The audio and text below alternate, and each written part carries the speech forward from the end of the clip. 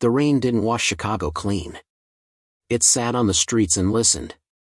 It clung to brick and iron, slid down alley walls, gathered in puddles that held the glow of street lamps like little bowls of fire. You could smell wet coal and old onions from the corner diner, hear a streetcar's bell far off, feel the shake of a freight train under the soles of your shoes. That was Tony's city before he ever had a name anyone feared. Before suits, before rumors. A boy on the west side, thin coat, eyes like locked doors. His father fixed shoes in a basement shop that always smelled of glue and leather. The man's hands looked like the tools he used, scarred, sure, patient. He would hold a boot to the light, turn it slow, and say to no one in particular, everything worth keeping takes two things. Time and silence. He meant the work.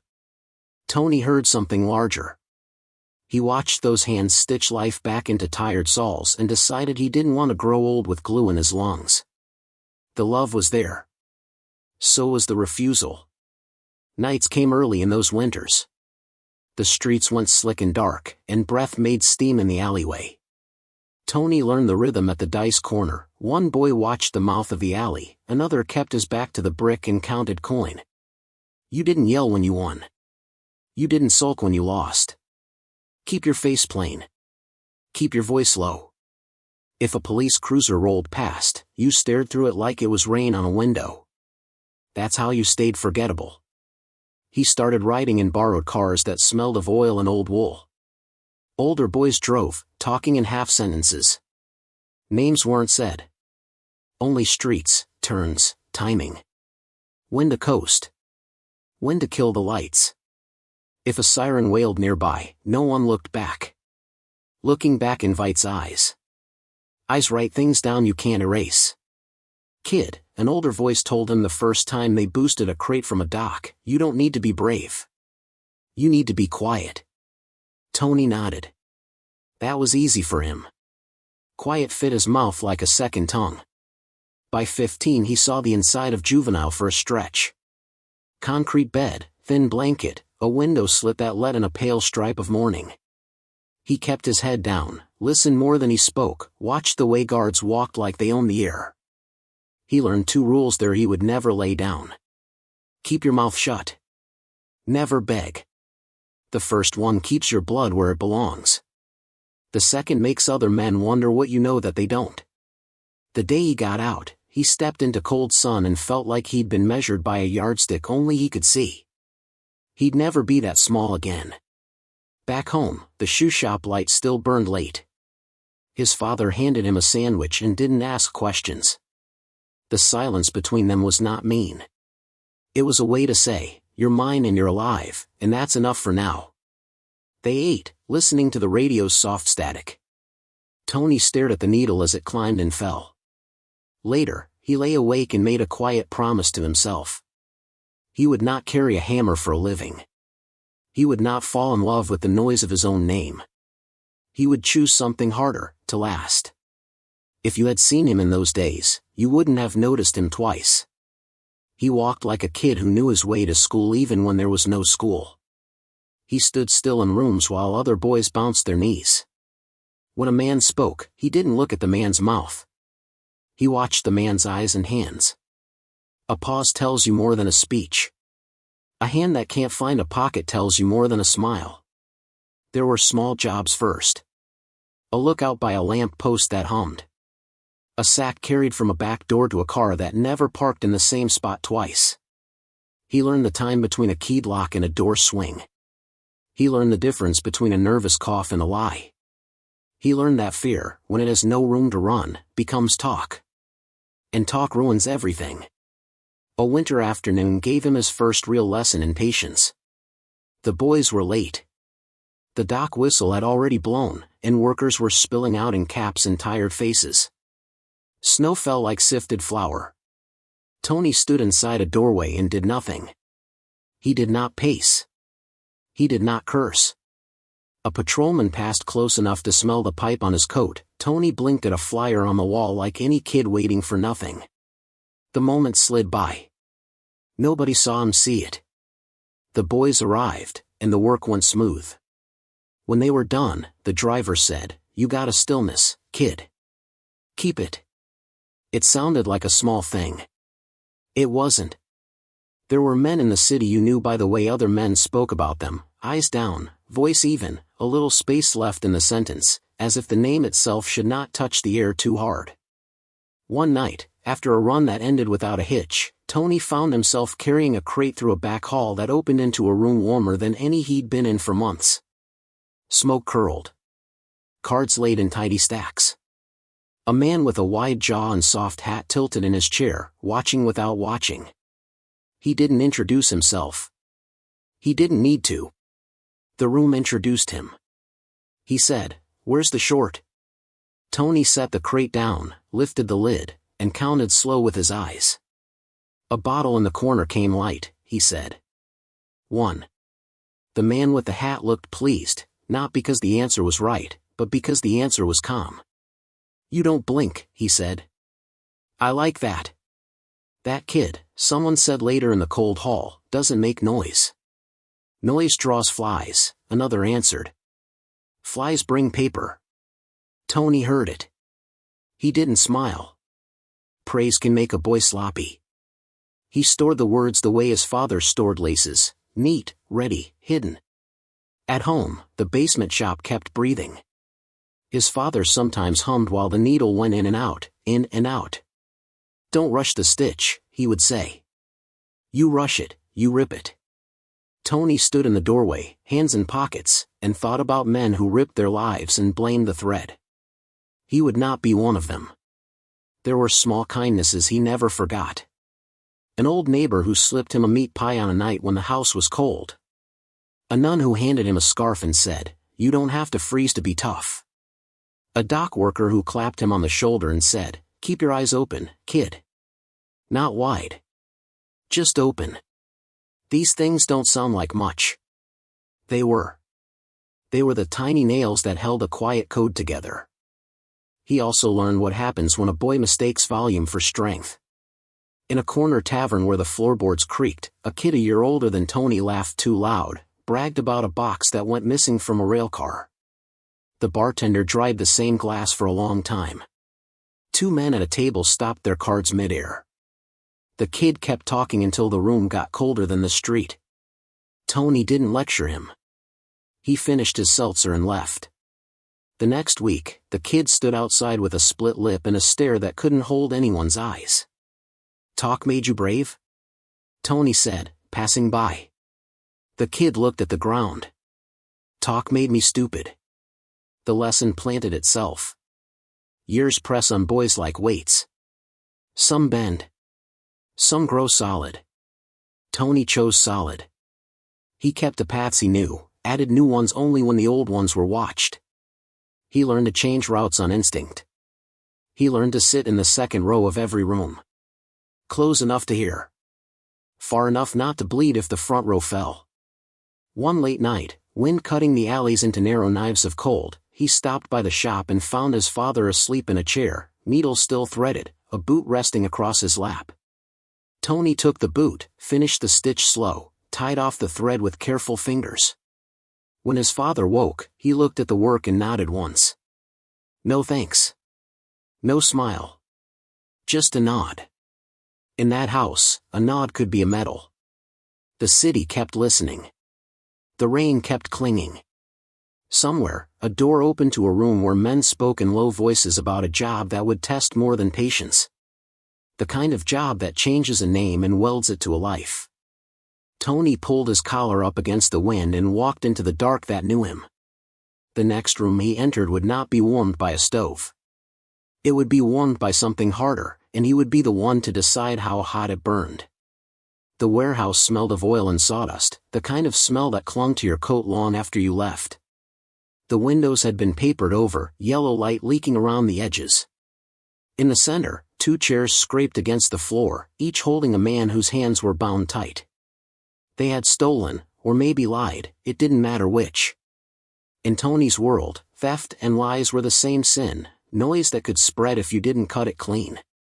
He was young, not yet 20, but the older men had already begun to step back when he entered a room. Not because of his size, he was lean, quiet, ordinary looking. It was the stillness. Stillness stillness unsettles people. You expect a boy to shuffle, twitch, fill silence with nervous laughter. Tony did none of that.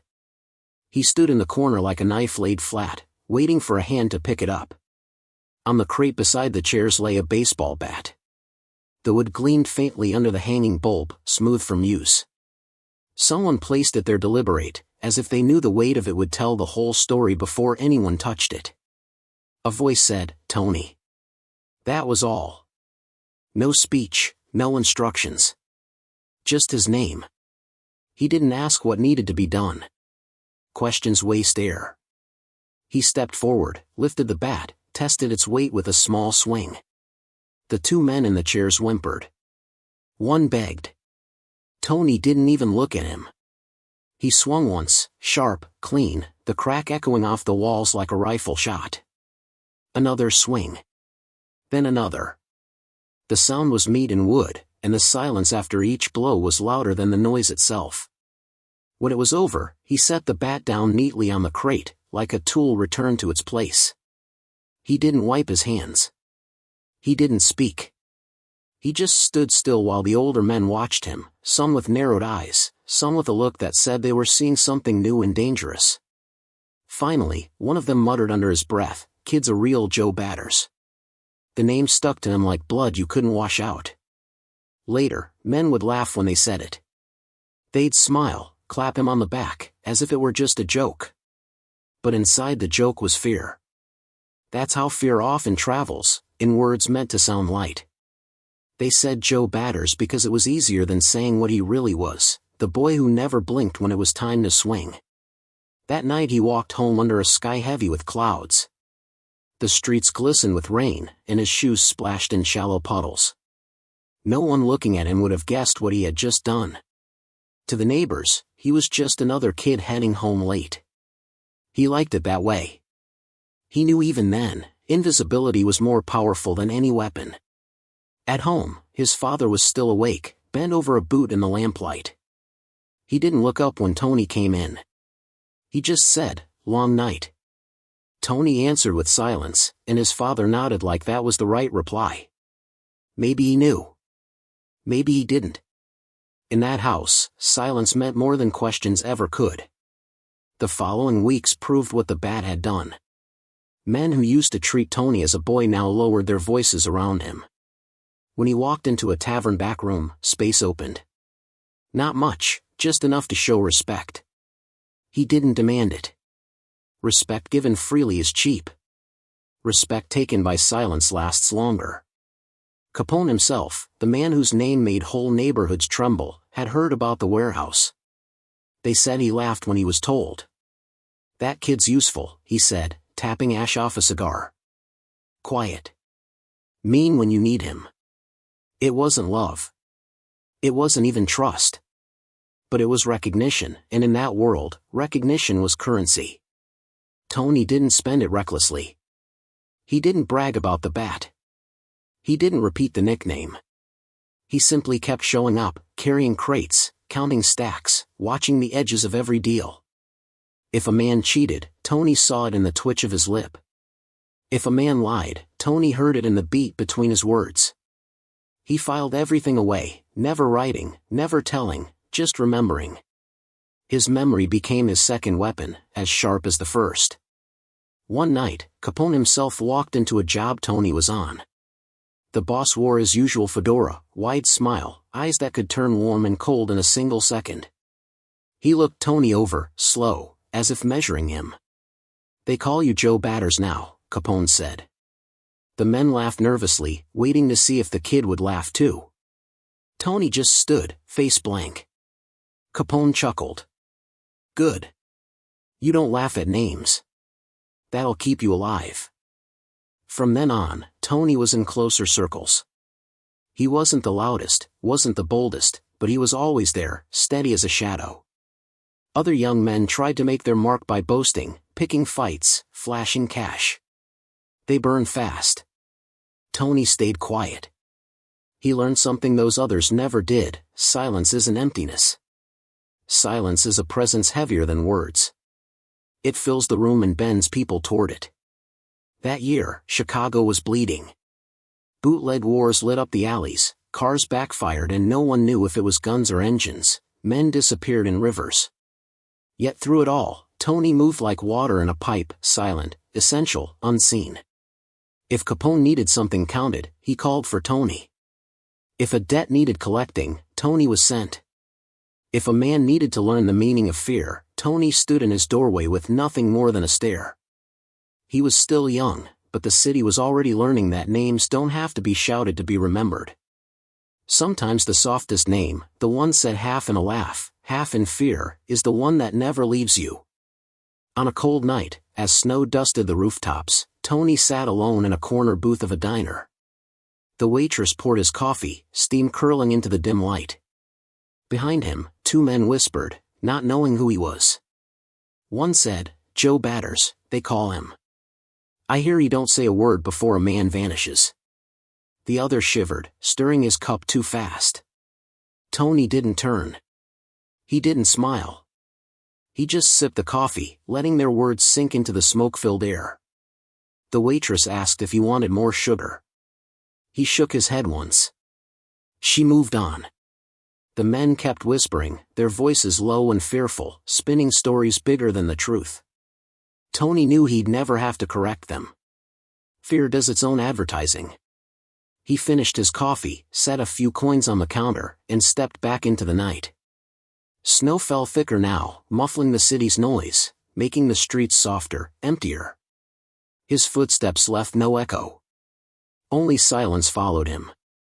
And somewhere in the distance, a man told a story about the kid with the bat, not knowing that the story was walking right past him. Chicago in the early 30s was a city of shadows. Streetcars clanged, smoke curled from chimneys, and radios hummed inside kitchens where families tried to ignore the gunfire they sometimes heard in the distance. Prohibition had turned alleys into rivers of liquor and blood, and every corner had its watcher. To most, it was chaos. To Tony, it was a classroom. He watched. He learned. And he survived. Capone's empire was cracking under the weight of its own noise. Courtrooms, headlines, agents with sharp suits and sharper pencils. The man who had once seemed untouchable was suddenly coughing up blood in a prison infirmary, his body failing, his legend too loud to protect him. Around him, lieutenants scrambled for pieces, their voices rising like gulls fighting over scraps. Tony stood back. He didn't grab, didn't shout. He let them fight while he studied how fast greed could blind a man. He had already learned that silence was power, but now he saw that patience was survival. The louder men burned out quickly, Frank Nitti, Ricca, others with ambition that couldn't wait. They thought the city needed a voice to lead it. Tony knew better. The city didn't need a voice. It needed order. At meetings, he rarely spoke. He'd sit one row back, his hands folded, eyes steady. If someone asked his opinion, he'd give it in a single phrase, too risky. Or wait. The room would shift, men glancing at each other, because sometimes one word carried more weight than a speech. The ones who ignored him usually didn't last long. He had rules, though he never wrote them down. Don't invite attention. Don't chase headlines. Don't gamble with the outfit's name in the papers. Money was to be made quietly, through gambling halls, through union dues, through construction contracts that nobody outside paid close attention to. Violence was only a tool, never a show. If someone had to go, it happened clean, without noise, without spectacle. One winter evening, he sat at a tavern table with three men arguing about how to collect from a stubborn bookmaker. One wanted to rough him up in public. Another wanted to torch his shop. The third said wait, he'd come around. Tony listened, letting their voices circle each other, until the arguments burned themselves out. Then he spoke. Push less, collect more. The men frowned at first, confused. Then they nodded. He explained no further. He didn't have to. The bookmaker paid quietly the next week. That was how Tony moved, never by pushing harder, but by pushing smarter. He made silence do the work for him. Outside, in River Forest, he built another life. A brick house, trimmed hedges, a lawn he cut himself. Neighbors saw him pushing a mower in shirt sleeves, pausing to toss a ball back to a kid who had missed the hedge. They waved, and he waved back.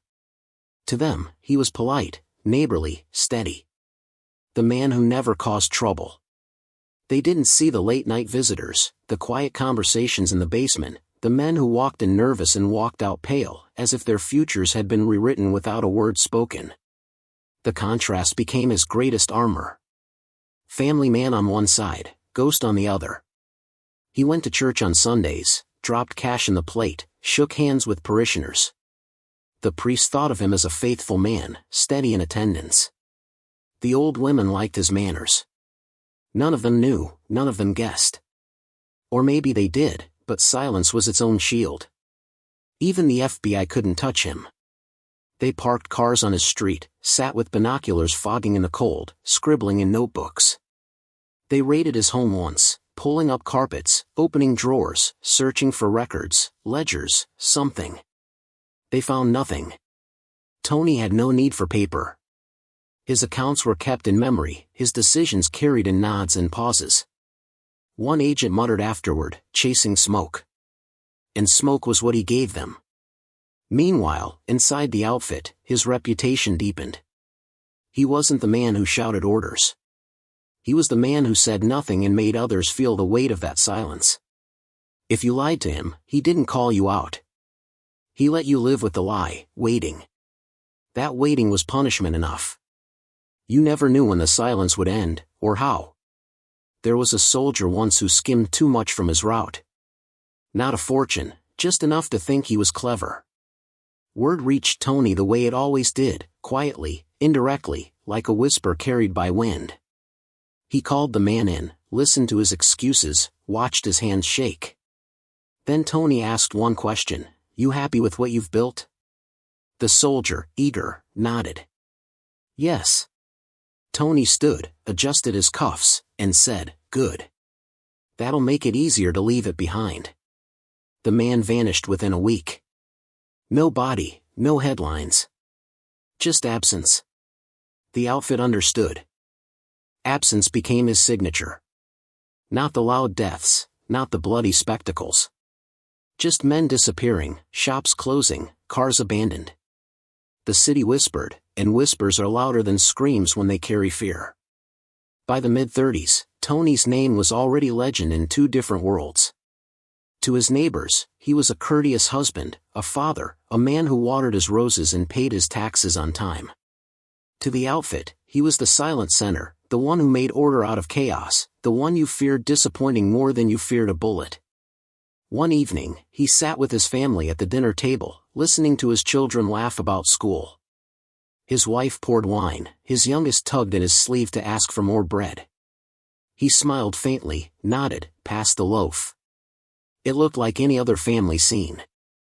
Yet that same night, miles away, men whispered his name in back rooms, lowering their voices, remembering the man with the bat, the man who had outlasted Capone, the man who didn't need to shout because silence had already spoken for him. Chicago was still a city of shadows, but now some of those shadows bent toward one man. And as the rain returned, clinging to the streets, the silence he carried pressed heavier than ever. The city was beginning to learn, Joe Batters didn't need noise to rule. He ruled by waiting, by watching, by reminding men that the quietest presence in the room was often the most dangerous. And in that silence, Chicago kept breathing to his rhythm. The city kept shifting, as cities do. Storefronts changed, neon signs lit up new corners, streetcars gave way to more cars and buses. But in the shadows, where money passed without receipts and power moved without elections, Tony's hand was steady. The 30s closed, the 40s opened, and the outfit wasn't just surviving, it was becoming something bigger, something cleaner on the surface, darker beneath. And all of it was shaped by the man who never raised his voice. Capone was long gone from the stage, sick and broken. Frank Nitti had taken the wheel for a while, but his temper was a poor match for the new kind of pressure the government was bringing. Ricca had his turn, too, clever but too visible. Men came and went like waves breaking against the same rock. Tony was that rock. He never claimed the crown. He didn't need the crown. When he entered a room, men sat straighter. That was enough.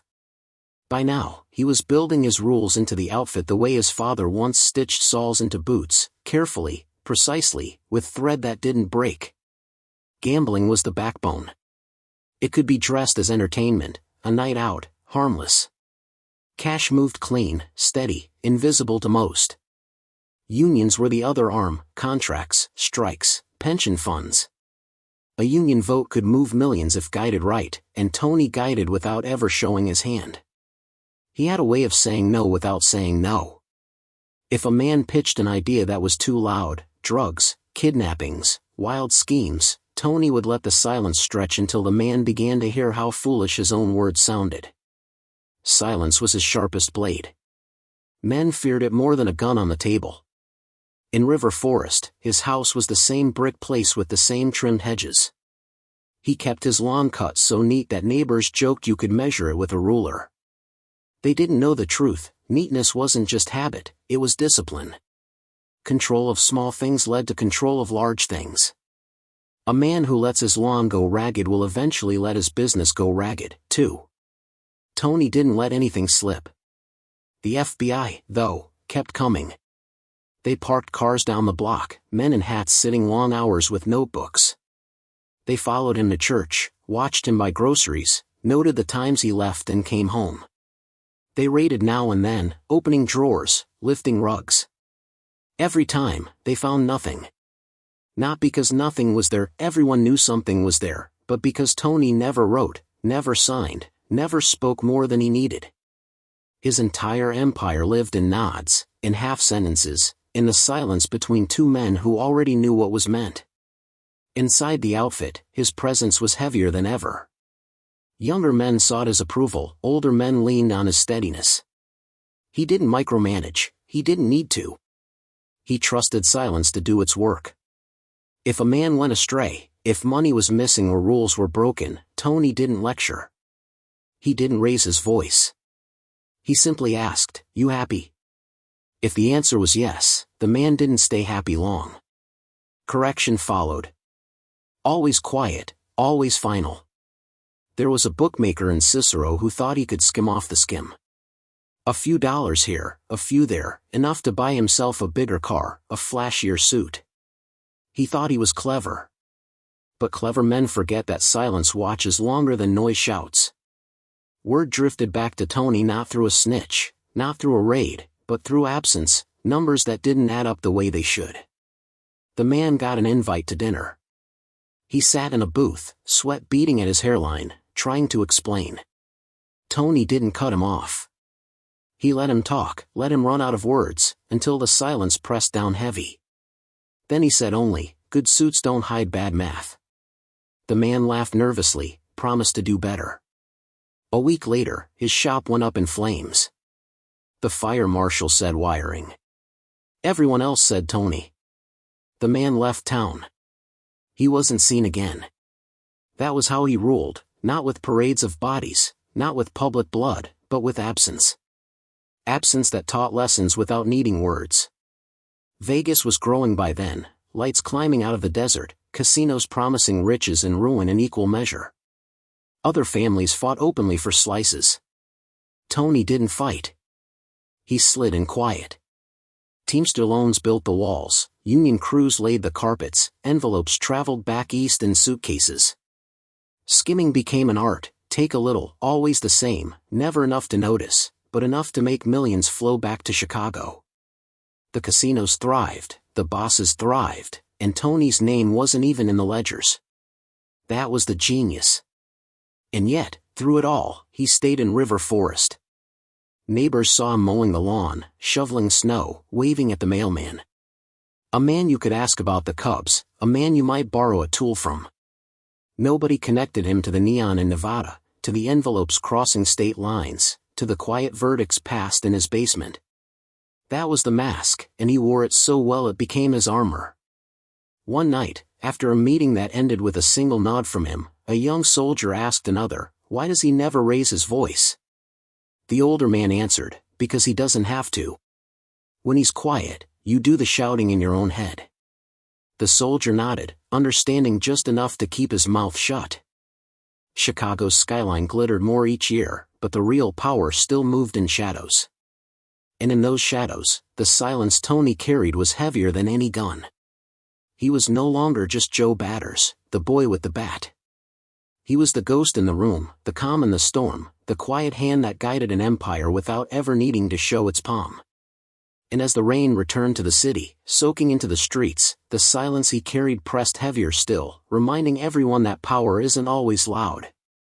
Sometimes, the loudest thing is the man who says nothing at all. The 40s gave way to the 50s, and by then the outfit no longer looked like a gang at all. It looked like a corporation, neat on the surface, ruthless underneath. Contracts, union votes, construction sites, casinos, all moving in rhythm like gears in a machine. And the man who kept the gears from grinding wasn't the one shouting in headlines. It was the quiet figure who sat at the back of the room, watching, weighing, and deciding with silence. By now, Tony's rules weren't just guidelines. They were law. No drugs. No unnecessary blood. No headlines. The younger ones didn't always understand. They thought quick money was better money. They thought fear was something you earned by showing teeth. But Tony knew better. Fear earned by noise fades. Fear earned by silence never leaves.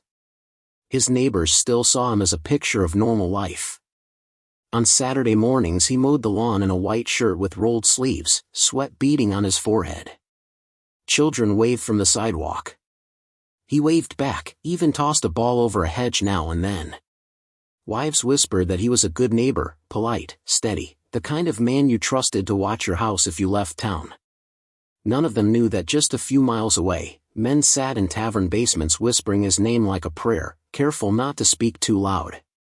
Vegas was his masterpiece. While New York bosses were fighting bloody wars in restaurants, Chicago slid in quietly. Teamster pensions built the neon palaces, union muscle kept construction moving, and once the doors opened, envelopes of cash began to vanish before they ever reached the bank. It wasn't greed, it was precision. Skimming wasn't about taking a lot. It was about taking a little, always, forever. That little added up to millions. And those millions found their way back to Chicago, to the outfit, to Tony's silent balance sheets. He never went often. He didn't need to.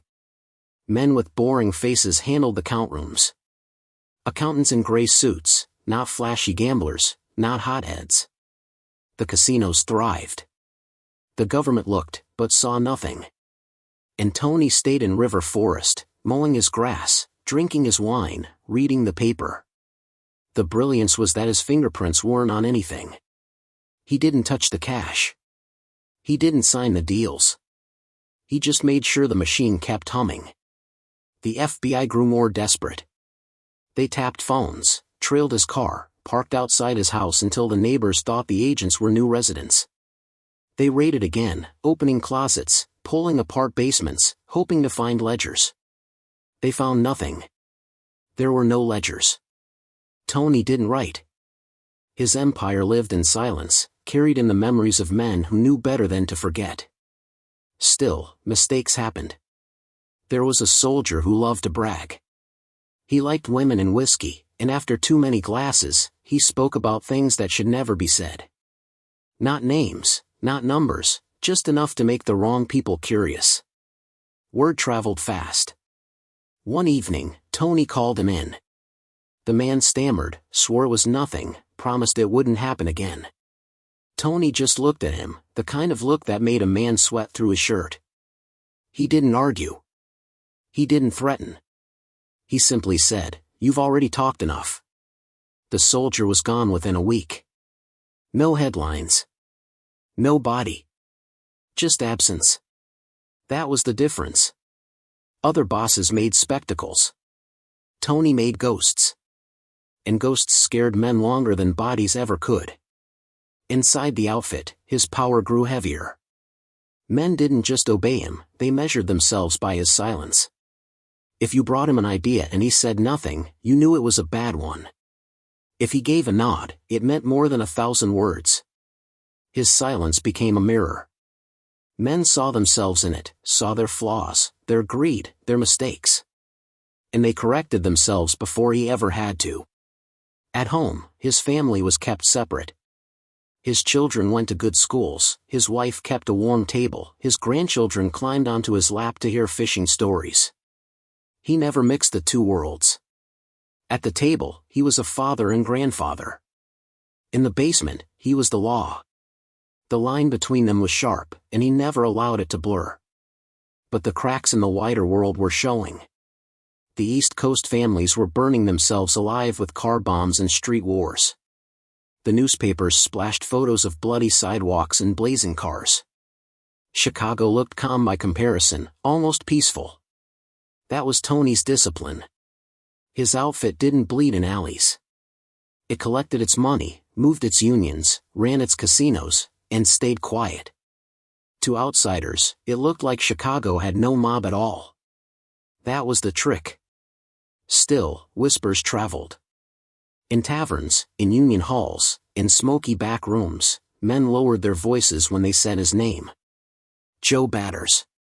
Big Tuna. The man who didn't need to shout because his silence was louder than any gun. Stories spread, half true, half legend. Some said he had never swung the bat himself, that it was all myth. Others swore they had seen him do it. The truth didn't matter anymore. What mattered was the fear and the pause after his name. One winter night, snow fell heavy over the city. A meeting stretched late in a basement with men arguing over a labor strike. Voices grew sharp, fists slammed tables, curses flew. Then the room went still as Tony raised his hand slightly, palm down. He didn't speak. The silence hung thick, pressing on their lungs. Finally, he said, "Fix it." That was all. The strike ended 2 days later. By the mid-50s, the outfit was at its peak. Money flowed cleaner than ever, power stretched wider, and Chicago seemed calm. But calm was an illusion, a silence held in place by one man's discipline. Tony had built an empire not on noise, not on fear alone, but on the kind of order that comes when everyone knows the cost of breaking it. And as the rain returned to the city, soaking into alleys and dripping off street lamps, Chicago listened to that silence, heavy and unbroken. Everyone knew that as long as Joe Batters was alive, silence would keep ruling the city. But silence has a way of carrying echoes. And the next echo was already forming in the younger men, the ones who didn't understand patience, the ones who thought the crown was theirs for the taking. The years turned, and with them came new kinds of pressure. By the late 50s and early 60s, the streets of Chicago had grown quieter on the surface, but the eyes watching from the outside had multiplied. The FBI wasn't just men in hats scribbling notes anymore. They were accountants, lawyers, agents with clean suits and endless files.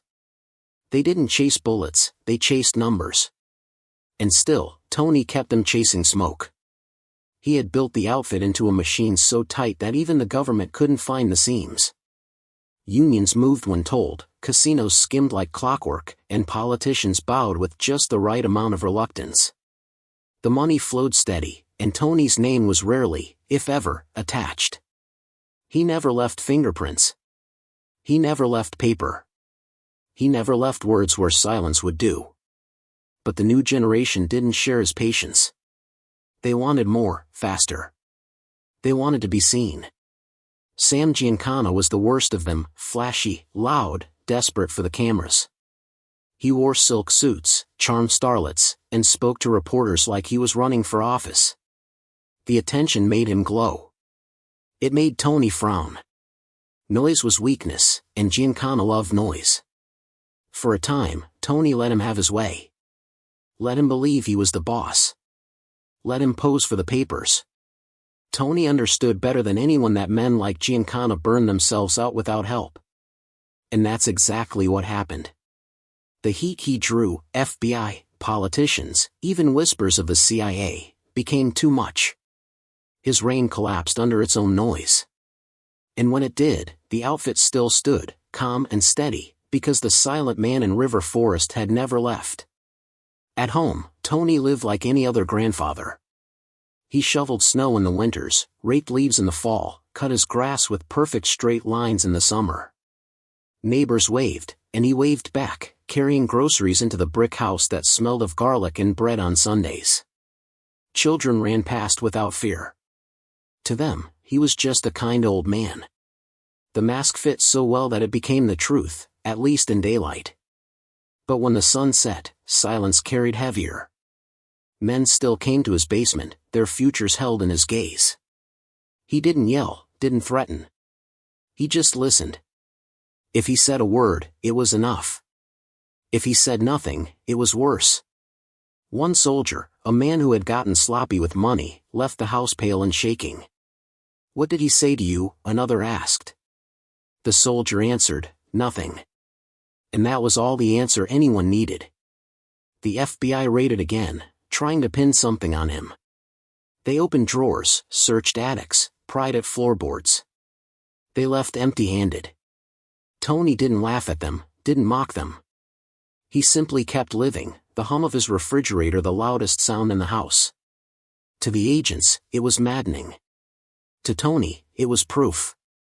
Silence was armor, and his had never cracked. Still, the outfit itself was changing. Some of the younger men whispered about drugs. The money was quick, the profits obscene. Tony forbade it. He said it plain, "We don't sell death." Some listened. Others didn't. He let them make their moves, because he knew what would happen. Noise always finds its end. The ones who broke his rule didn't last long. Some vanished. Some were found broken. All of them were reminders that discipline wasn't optional. There was a story about one of those men, a soldier who thought heroin was his ticket to wealth. He built a small crew, moved quietly at first, but greed always grows. Soon he was flashing cash, buying cars, drinking loud. The whispers reached Tony, as whispers always did. One night, the soldier got a call. A sit-down. He went, nervous but still clinging to hope. Tony listened, eyes steady, until the man's words ran out. Then he said, "You already made your choice." The next morning, the man's car was found abandoned by the river. His name was never spoken again. The city itself seemed to bend around Tony's rules. Chicago had fewer mob wars than New York, fewer headlines of blood in the streets. The outfit didn't need chaos to prove its power. It needed silence. And silence kept it alive. Other syndicates envied it, respected it. Some tried to copy it, but none could match Tony's discipline. By now, he was aging, but he hadn't lost his presence. Even in his 60s, when his hair had silvered and his step slowed, men twice his size lowered their eyes in his presence. It wasn't what he said. It was what he didn't say. Silence pressed down heavier than any speech. At family dinners, he carved turkey, poured wine, smiled at his grandchildren's stories. They tugged at his sleeve, asked him to tell about fishing trips, and he obliged with gentle laughter. To them, he was just Grandpa. They would never know about the bat in the warehouse, about the men who vanished after whispering the wrong words. That was how he wanted it. Two worlds, kept apart by discipline. The FBI files grew thicker, but their hands stayed empty. They called him the most successful mobster in America, not because he was the richest, but because he was the last one standing. Men who had once shouted their power were dead, locked up, or forgotten. Tony sat in his brick house, quiet as ever, sipping wine while the city outside kept listening to the silence. And in that silence, a new tension was building. The younger men were growing restless, hungry for the kind of noise Tony had always hated. He knew it. He saw it in their eyes, in their fast cars, in their flashy suits. He didn't say much. He didn't have to. He knew what came next. Because noise always finds its end. And silence always waits for it. The 70s pressed in with a different kind of chaos. The world outside was louder than ever, war protests on television, political scandals splashed across newspapers, rock music bleeding from every corner bar. In that noise, the outfit began to stumble. The machine Tony had built still ran, but the gears weren't as smooth. The younger men didn't carry his discipline.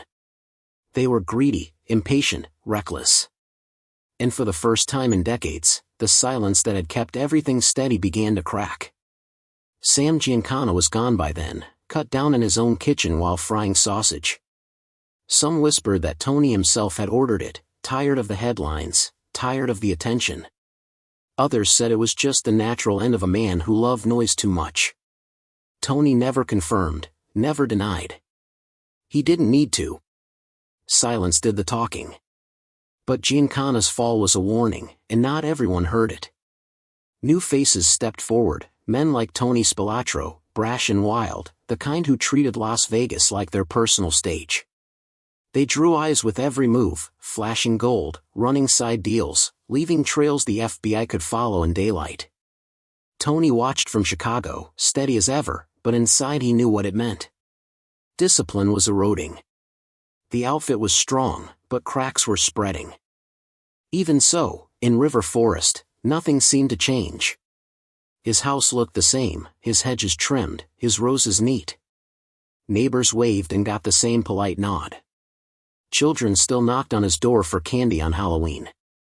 He still went to church on Sundays, slipping envelopes into the plate, shaking hands with parishioners who had no idea, or pretended not to. The mask never slipped. The grandfather, the gardener, the quiet neighbor. The FBI didn't quit. Even in his 70s, they circled him. Cars idled outside his home, agents scribbled notes, wiretaps clicked on phones, raids turned over drawers. But it was always the same ending, nothing. No ledgers, no recordings, no trail. He had lived his life in silence, and silence leaves no evidence. One agent was quoted later, saying, "We chased him for 40 years and got smoke for our trouble." Inside the outfit, though, the respect for him was heavier than ever. Older men still deferred to him. Younger bosses still sought his nod. He didn't need titles or official roles. Everyone knew nothing serious happened without his approval. He had become the shadow at the center, the last piece of the old order still holding the machine upright. There was a union man who tested him once. He started delaying payments, muttering that Accardo was too old to enforce the rules, that the younger blood was where real power sat. Tony sent for him. The man came, pale and sweating, to the brick house. They sat in the basement, the hum of the refrigerator upstairs the only sound. Tony let him talk, excuses spilling into the silence. When he was done, Tony said just 3 words, "You've talked enough." The man left alive, but 2 weeks later he resigned from his union position and moved his family out of state. Nobody asked what had been said in that basement. Nobody wanted to. That was Tony's power in old age. He didn't need to kill you. He didn't even need to raise his hand. He just needed to make you live with the silence he left behind. That silence broke men quicker than bullets. Still, he was not blind. He knew the outfit wasn't the same. The young men were chasing flash, chasing fast money from drugs, drawing heat he had always avoided. They forgot the lessons of discipline. They forgot that noise brings hunters.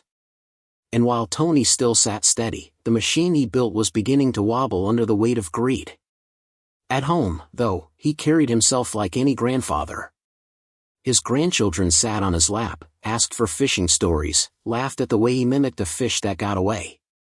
He smiled at them, a gentle, tired smile. To them, he was not Joe Batters. He was Grandpa. And he wanted it that way. The two worlds never touched. He never let them. One summer evening, he sat on his porch with a glass of wine, the sky painted in oranges and pinks, the cicadas humming. Neighbors walked dogs, children pedaled bikes, cars hummed past. To anyone looking, it was the picture of peace. But inside, Tony knew. The silence he had lived by was still his armor, but the men around him no longer understood it. The world was getting louder, messier, harder to control. He had outlasted Capone, Nitti, Ricca, Giancana. He had survived every storm. But storms never stop coming. And in the distance, the rumble of the next one was already growing louder, carried by the very men who had forgotten that noise always ends the same way. The 80s came in restless. Chicago was still steady on the surface, trains running, stockyards busy, the loot glittering at night, but the outfit beneath it was no longer the smooth machine Tony had built. The old rules were fraying. The new generation didn't believe in silence. They believed in noise. Drugs were everywhere now. Fast money, fast cars, fast heat. Exactly the kind of thing Tony had forbidden. He sat in his river forest home, older now, slower in step but not in mind. His hair was white, his back a little bent, but when he looked at you, the stare was the same as it had been in the warehouse decades before. Younger men forgot that stare. They thought his age made him soft.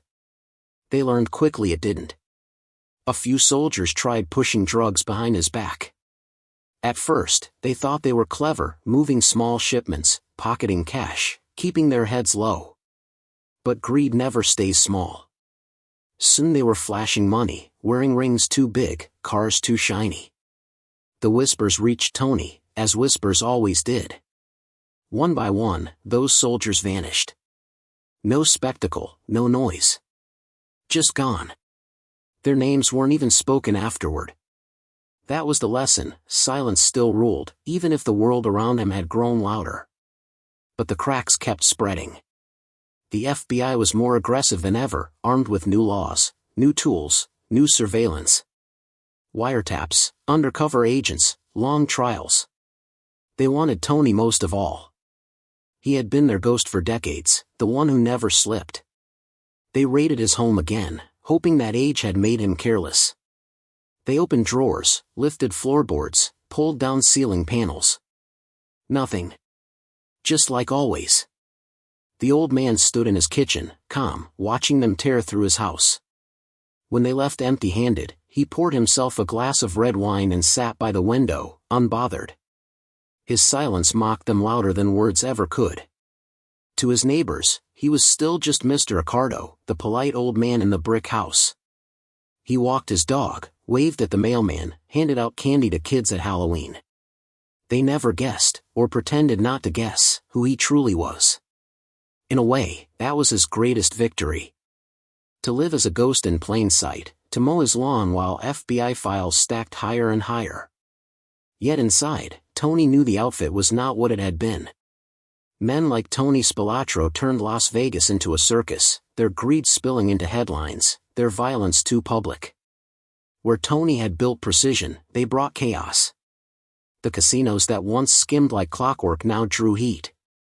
Every mistake chipped away at the structure he had spent decades holding upright. Still, when his men came to him for guidance, they found the same quiet certainty. An old capo once asked him if the outfit was falling apart. Tony sipped his wine, looked him in the eye, and said, "Noise always finds its end." That was all. It was both a warning and a prophecy. One winter night, heavy snow-blanketed river forest. The streets were quiet, muffled by white. Tony sat in his basement with a younger soldier who had been caught talking too freely in bars. The man tried to explain, stumbling over excuses. Tony let him speak until the words tangled themselves into knots. Then he leaned forward and said only, "You already said too much." The man left pale, shaking. Within a week, he was gone, swallowed by the silence Tony had carried his whole life. Even in old age, his discipline never faltered. He rose at the same hour every morning. He kept his lawn cut, his house neat, his church attendance regular. Routine was armor.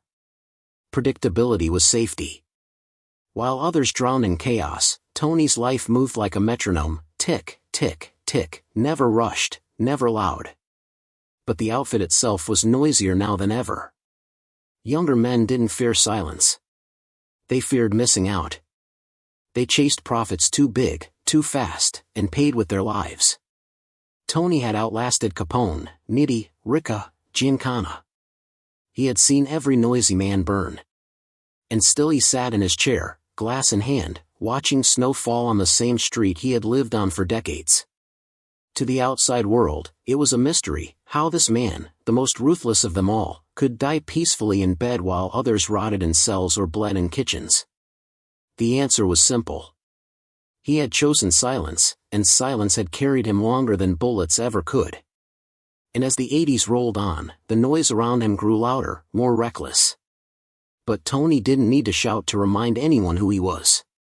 His silence was enough. It had always been enough. And in that silence, Chicago still bent to him, even as the world beyond his hedges began to crumble. The 80s dragged toward their end, and Chicago wore a different face. Neon lit the loop brighter, suburbs stretched wider, but in the shadows, the outfit was a shadow of itself. The cracks Tony had dreaded were everywhere now. The younger men no longer hid their greed. They courted the cameras, flashed their money, bragged too loud in bars that weren't meant for talk. To Tony, it all looked like a house he had built with steel, now filled with men striking matches inside. He was in his 80s now, slower in body but not in mind. His steps had shortened, but his eyes hadn't dulled. Even bent with age, when he entered a room, men hushed. Even when he said nothing, his silence pressed on their chests like a weight. He had outlasted Capone, Nitti, Ricca, Giancana, and Spilatro. Legends and loudmouths had burned away, leaving him the last quiet pillar. Survival itself had become his proof of power. The FBI had never stopped chasing him. They still parked cars outside his River Forest home, still scribbled in notebooks, still raided now and then, hoping that the old man had slipped. But every time they walked out empty-handed. No ledgers, no notes, no phone calls.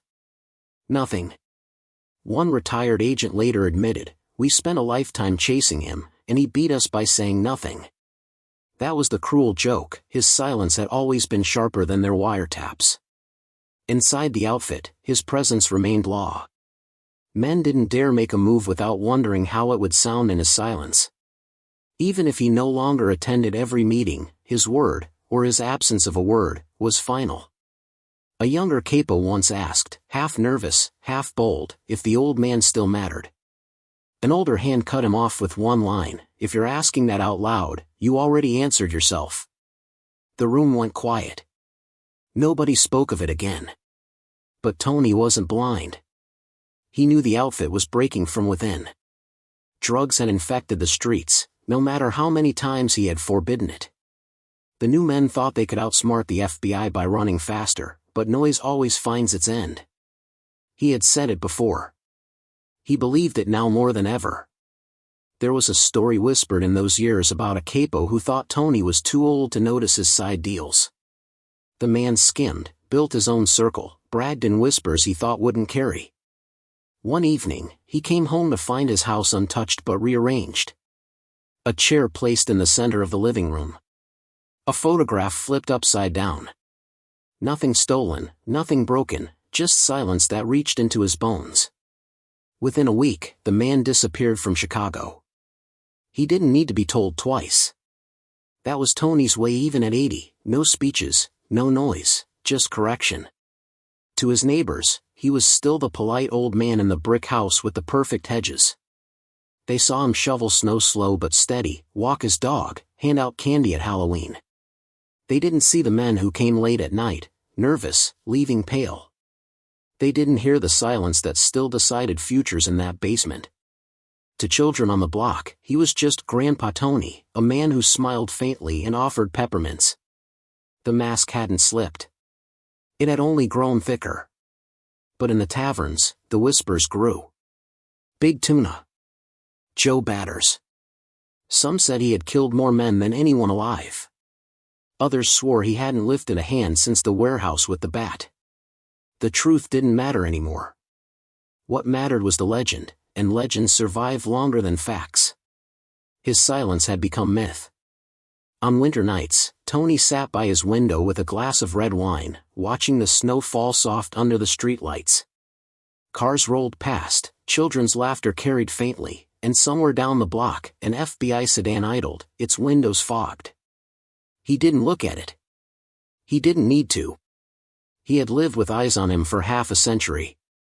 Let them watch. Watching had never saved them before. Inside, his family gathered at the table. Grandchildren tugged at his sleeve, asking for fishing stories, laughing at his gentle jokes. He smiled, nodded, passed bread across the table. To them, he was a grandfather, nothing more. And that was exactly how he wanted it. The worlds never mixed. The family stayed clean, even while the city whispered his name. By then, people called him the most successful mobster in American history, not because he was the richest, but because he was still alive. He had beaten the courts, beaten the streets, beaten time. Men half his age were dead or locked away. He was 80 and still slept in his own bed. But survival has its own weight. In his quietest moments, Tony must have felt it, that he was the last of his kind, the last man who believed silence could rule. Around him, the outfit cracked and stumbled, growing louder, weaker, more reckless. He had built a machine meant to last forever, but no machine can outlive the men who forget its rules. And as he sat in that chair by the window, wine glass in hand, the snow falling steady outside, he knew the truth. He had won. He had outlasted them all. But the silence that had protected him all his life could not protect the world he was leaving behind. And that silence hung heavy, waiting for the final chapter. Winter of 1992 was long and bitter in Chicago. Snow piled on curbs like tired shoulders, the kind that turned gray and crusted with salt after weeks of waiting for spring. In River Forest, the brick house on Franklin Avenue looked no different than it had for decades. The hedges were neat, the driveway shoveled, the windows glowing warm against the cold. Neighbors walked by and waved. Some had lived beside him for years without knowing, or pretending not to know, who he really was. To them, he was just Mr. Accardo, the polite old man who mowed his lawn, went to church, and offered a faint smile to children on Halloween. Inside that house, time was catching him. Tony was 86 now. His steps were slow, his hair white, his body tired. But the eyes that once froze men in their chairs, remained sharp. He had lived by 2 rules: keep your mouth shut, never beg. And those rules had carried him further than any gun, further than any crown. The FBI had stopped circling by then. They still had files stacked high, cases that never landed, witnesses who folded, evidence that slipped like water through fingers. After 40 years, they admitted the truth. He would never be theirs. One agent, long retired, said it plain: Accardo was the ghost we never caught. That was his victory. Not the millions skimmed, not the unions bent, not the casinos built, but the fact that he had survived them all, untouched. At the dinner table, his family gathered. Grandchildren tugged at his sleeves, asking for fishing stories, laughing when he mined a catch too big to reel in. He smiled softly, passed the bread, nodded at their jokes. To them, he was Grandpa Tony, steady and gentle, never raising his voice. They never knew about the bat in the warehouse, about the vanished soldiers, about the silence that had ruled a city. He had kept those worlds apart all his life, and now, at the end, he was grateful. Yet beyond those walls, the whispers still lived. In taverns, in union halls, in back rooms thick with smoke, men spoke his names: Joe Batters, Big Tuna. They told stories, half legend, half truth, about the man who had built an empire without shouting, who had corrected with silence, who had outlasted every rival. Some swore he had killed with his own hands.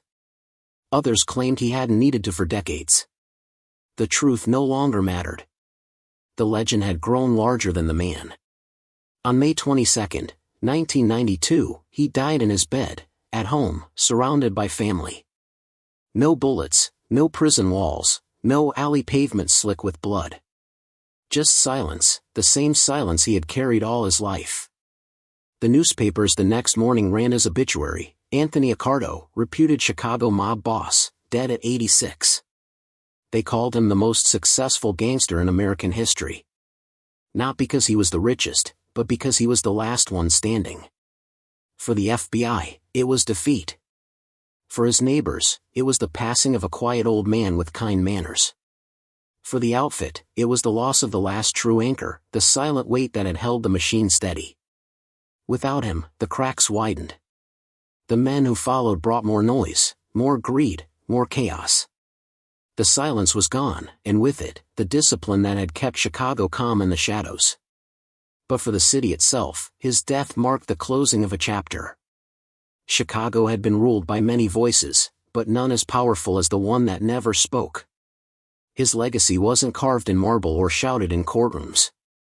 It lived in the pauses that made men sweat, in the nods that decided futures, in the absence that spoke louder than presence. Tony Joe Batters Accardo, Big Tuna, ended where no mob boss before him had, peacefully, in his own bed, with family close and enemies powerless. He had proven that in a world of noise, silence is the sharpest weapon. And long after the snow melted that spring, long after the papers yellowed and the agents retired, Chicago still remembered. Not in headlines, not in monuments, but in whispers. Because whispers were his language. And even in death, the city kept listening to the silence he left behind.